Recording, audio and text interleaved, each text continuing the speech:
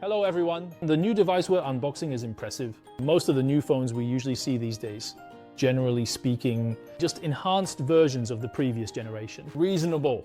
But this new VIVO device, the X200 Ultra, can be said to be a complete game changer. It's a big breakthrough for smartphone cameras. In recent years, aside from Super Night Mode, multi-lens module, this is the biggest change in smartphone cameras. But to be honest, to tell you the truth, is this really the right direction?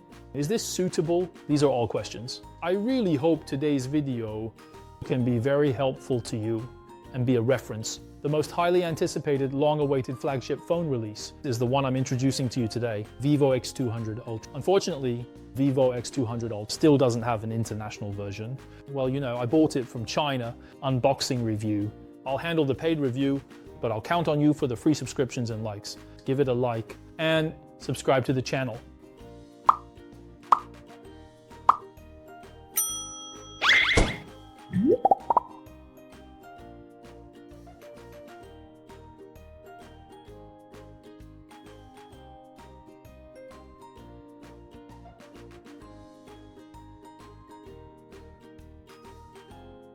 Let's quickly go through the unboxing. All the accessories are included. 90W fast charger, pre-applied protector, comes protective case. The quality feels pretty good. The VIVO X200 Ultra comes in 3 colors, white, black, and red. The weight varies slightly between them. The white version is in fact a bit lighter. The 3 colors each have slightly different designs. Black is similar, a camera with a black leather-like texture. The red color is deeper, with smoky black and smoky deep red vibe. Below the white there is simply just vertical stripe design. These all visual effects, physical touch. They all feel the same overall. They're all flat matte glass. It's just a visual difference. Screen X200 Ultra, previous generation, versus X100 Ultra, size 6.78, 6.82. So well, it's a bit bigger.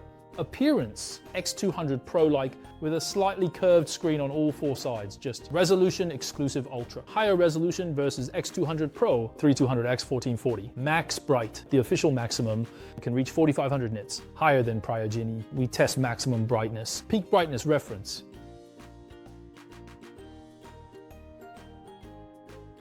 The weight of the device is actually about the same. Thickness of machine, ha ha ha. Honestly, if I have to say, turn it over, show you. Is it really that thick? If I have to be honest, the thickness is probably something many people can't accept. Strictly speaking, to be precise if you will, it's the camera bump that's big. The camera protrudes quite a lot, which is quite noticeable. Actually, the body's very thin, even better than the X8 Ultra we introduced earlier, even thinner. So with the body in particular being thinner, the camera hasn't gotten any thinner, and there's no transition design between the camera and the body. No. Okay, so it just sticks out directly, right? That's exactly why you feel like, it's really, really so thick.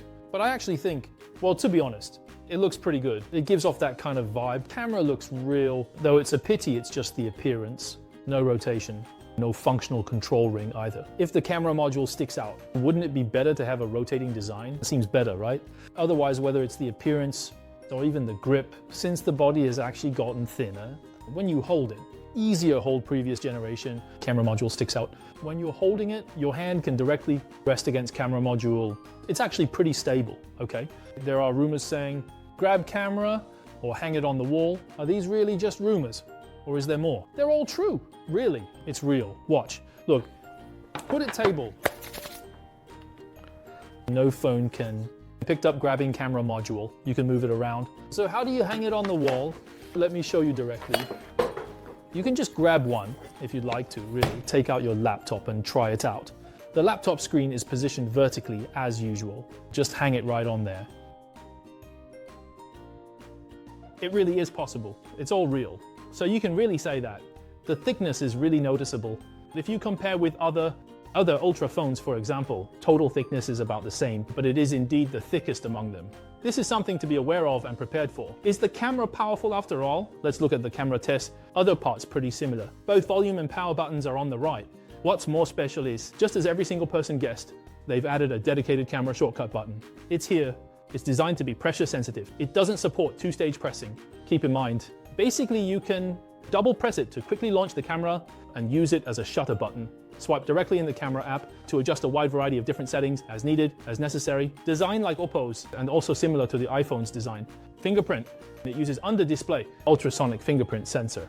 Speed is fast and it's not affected by lighting or moisture. One thing to note is check thickness of glass screen protector, something to keep in mind. However, lately, ultrasonic fingerprint technology has improved a lot. Basically, ultrasonic fingerprint sensors, I think the performance of the flagship aircraft and remain superior to optical fingerprint sensors. They're less picky about screen protectors, so you can use them confidently. Ultrasonic fingerprint sensors offer an overall better user experience. Other features, X200 comprehensive. It comes with dual speakers, supports Dolby Atmos, IP68 and 69 dust, water resistant. These are all among the best, relatively good performance, wireless charging, 40W wireless charging.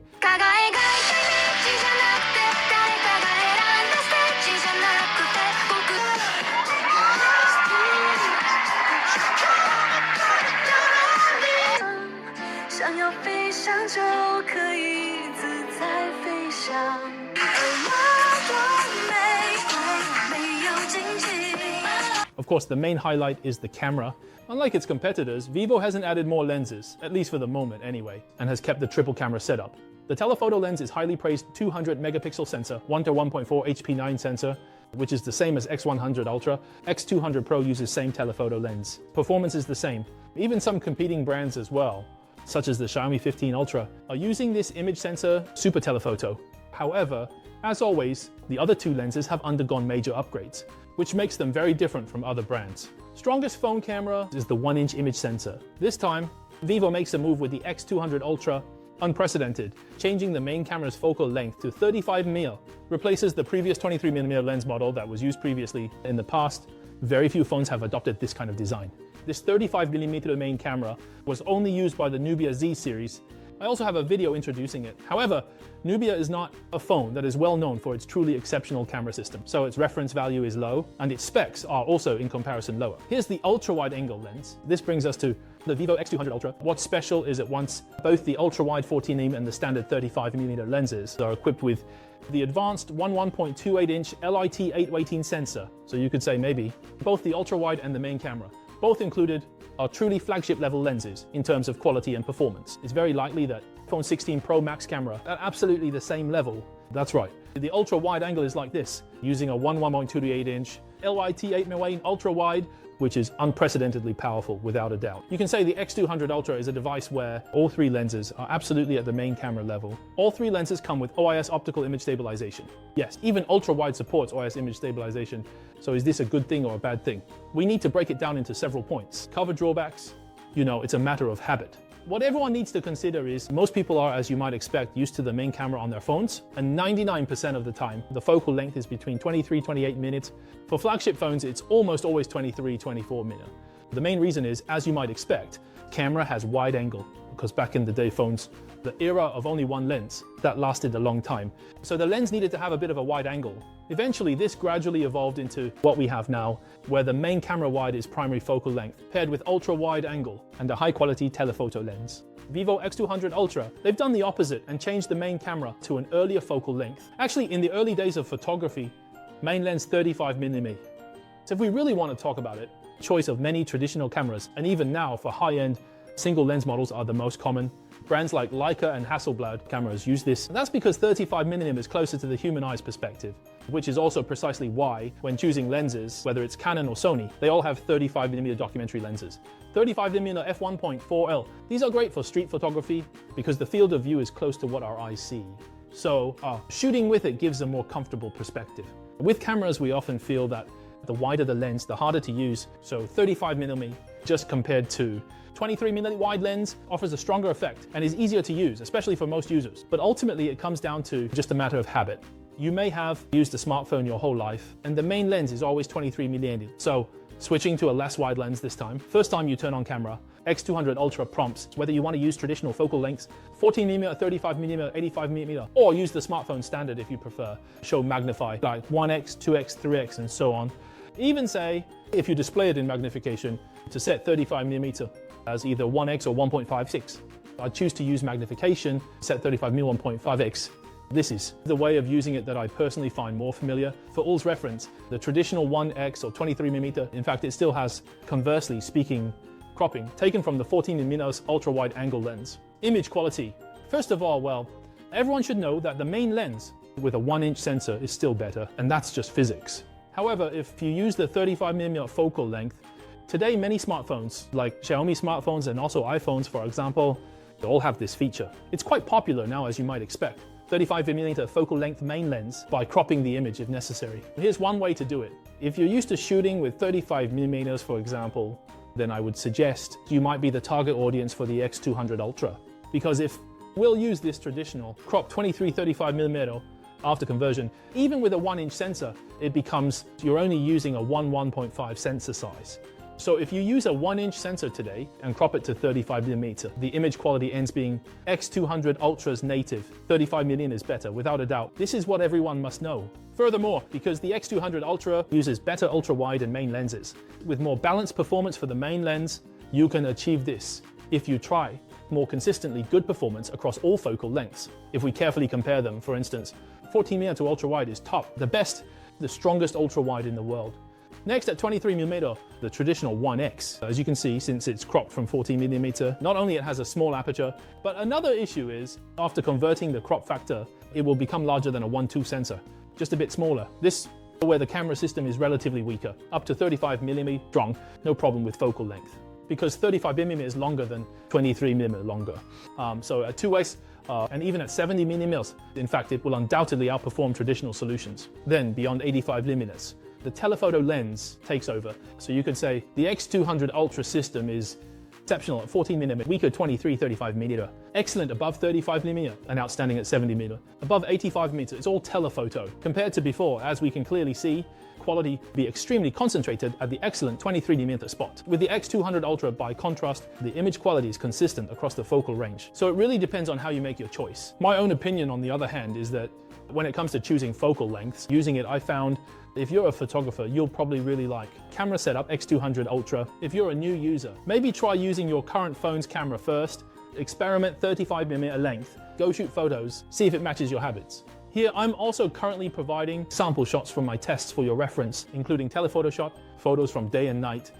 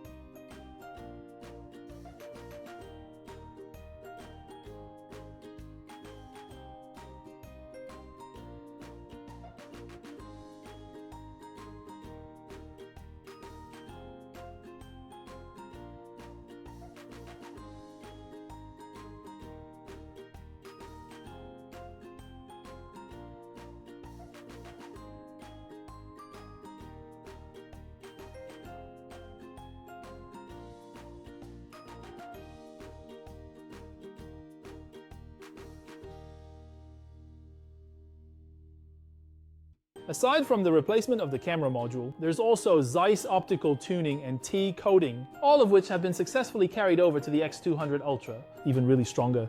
Some of you might be concerned about flare resistance. Glass design, no problem. No problem. No stickers. There's really no need for a lens hood. As for colors, there are new color options added. Besides the vivid mode available before, my absolute favorite Zeiss Natural, textured B&W. And now there's even an entirely new film mode. The film mode is pretty interesting. It gives off a strong Fujifilm vibe. There were previous rumors X200 Ultra partners with Fujifilm. I imagined that maybe it was true. Could they plan a collaboration that didn't work out? This film mode, as you might expect, after taking photos, really does feel like using a Fujifilm camera. Okay, everyone can take a look at the sample photos. Next. Because the ultra-wide-angle image quality has improved, the X200 Ultra brings a major upgrade, offering the best and always striving for even better video quality.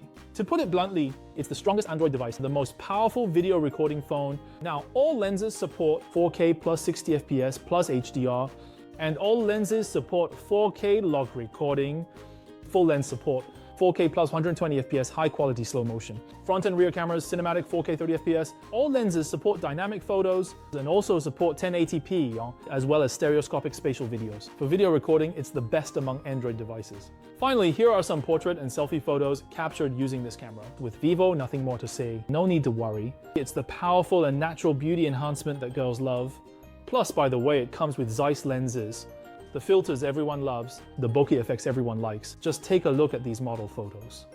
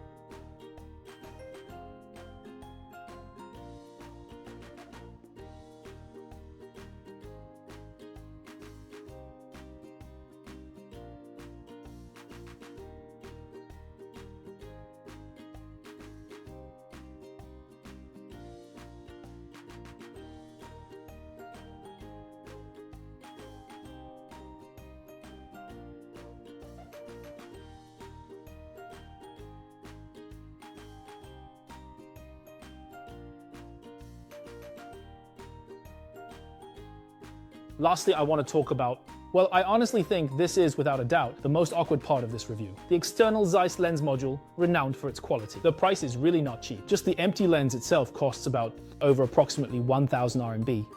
When you, for example, convert or translate its magnification, it can turn the original 85mm mobile becomes native 200mm telephoto lens. Why do I say, well, it's a pity? As of I filmed this video, it still hasn't gone on sale. It still hasn't gone on sale. I originally thought I could buy it, but it just isn't available. After I placed my order, they said it would be released mid-May. Now it's mid-May and it's still not on sale. Unknown availability. It's really a shame. The price is actually, to be honest, just a bit high, relatively speaking. And it's a bit bulky, but you could say it's a very premium external lens. Inside, it's made up of multiple lens elements. It can achieve that. A native 200mm lens is no problem. From the tests I've seen so far, most of the tests abroad are based on done daytime. For night photography, considering that its view is narrow and image stabilization is still affected, so you rarely see night shots, right? I'm not sure if in a concert setting there would be a good way to use it. Because it's an external lens, basically the aperture will be even smaller. Actually, last year with the X100 Ultra, I bought the wireless camera grip, but as the grip connects wirelessly, hard to use. Honestly, an accessory I most regretted buying. This year, they switched to collaborating with PGY Tech for the camera grip. Switching to a USB connection should be better. Photography grips and extension lenses can buy, I'll buy them, and I'll share details. I'll make another video about it. Now, performance and battery life. This time, just like in the past year or two, Chinese smartphones have continued to strengthen their batteries using a larger 6,000 mAh battery charging part within the Ultra series itself. It's a bit slower compared to competitors, but I think it's totally fine. 90W charging, 40-watt wireless charging. Since there's no international version, be careful using it. Made video before, click top left to see. Note this, the frequency bands usage of and overall app compatibility. Android Auto unsupported, but now Android Auto works fine. Note that when it comes to payment software or apps, in particular, you need to check the setting. Watch the video. Performance is not a worry. Equipped Qualcomm 8 Elite, which is one of the best processors. I've included the performance and battery data and charts for your reference.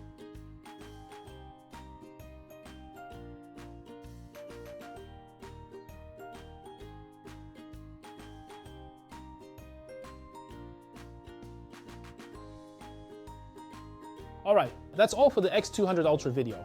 Most flagship phone? Yes, absolutely indeed. But I think there's a serious issue this time that we really need to address. Actually, I mentioned this last year with VIVO's Ultra series, the next generation Pro. For example, the X100 Ultra smartphone, a lot of its features, including HP9 telephoto lens, were brought down to this year's new X200 Pro. But this year, as you can probably tell, hard predicting the X300 Pro is the X200 Ultra this year is just really too innovative, too different from the rest. This is also why with the X200 Ultra, I find it hard to define if it's suitable to recommend to every user that's issue. The lens has been replaced with better 35mm. After all, it's two 1.28-inch sensors. When compared to a single, extremely massive and huge 1-inch sensor, plus ultra-wide-angle lens, which one do you all prefer? I think it's just really hard to define. All I can say for now is, honestly, if you're someone who likes photography, give X200 Ultra a try. Especially in future, you'll be able to buy external telephoto lens attachments for smartphones, which are very, very fun to play with. Definitely worth trying out. Photo experience. Video recording features have been improved. But for the average consumer, does the upgrade feel significant enough? With this round of changes then, if you're moving from the X100 Pro or X200 Pro, X200 Pro to X200 Ultra, is it really an upgrade or will it feel unfamiliar? That might be a question mark. Everyone might have a different answer. For the X300 Pro, depends on X200 Ultra, received ahead. How well people accept it or how much they like it, and whether it will truly, undoubtedly, lead the next wave of trends. With 35mm becoming the main lens trend these days, we'll just have to wait and see. All right, that's all for today's video. Comment below. I'll try to answer all. Thank you, please subscribe. See this trending? Push. Thank you all, love you.